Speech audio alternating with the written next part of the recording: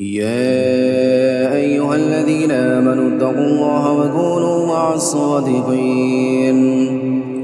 ما كان لأهل المدينة ومن حولهم من الأعراب أن يتخلفوا عن رسول الله ولا يرغبوا بأنفسهم عن أنفسه، ذلك بأنهم لا يصيبهم ظمأ ولا نصب ولا مخمصة في سبيل الله ولا يطعون موطئا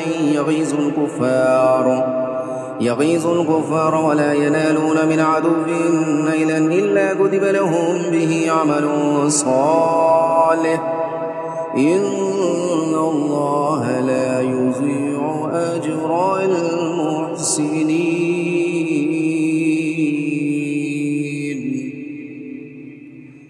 ولا ينفقون نفقة صغيرة ولا كبيرة ولا يقطعون باديا إلا كتب لهم ليجزيهم الله أحسن ما كانوا يعملون. وما كان المؤمنون لينفروا كافة، فلولا نفر من كل فرقة منهم طائفة ليتفقهوا في الدين ولينذروا قومهم إذا رجعوا إليهم لعلهم يحذرون. يا أيها الذين آمنوا قاتلوا الذين يلونكم من الكفار وليجدوا فيكم غلظة واعلموا أن الله مع المتقين.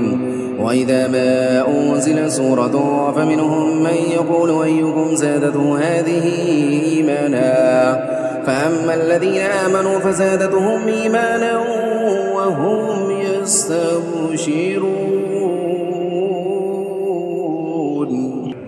وأما الذين في قلوبهم مرض فزادتهم رجسا إلى رجسهم وماتوا وهم كافرون. أولا يرون أنهم يفتنون في كل عام مرة أو مرتين ثم لا يتوبون ولا هم يذكرون. وإذا ما أنزل سورة نظر بعضهم إلى بعض هل يراكم من أحد ثم انصرفوا صرف الله قلوبهم بأنهم قوم لا يفقهون. لقد جاءكم رسول من أنفسكم عزيز عليه ما عنتم حريص عليكم بالمؤمنين رؤوف رحيم. فإن تولوا فقل حسبي الله لا إله إلا هو عليه توكلت وهو رب العرش العظيم.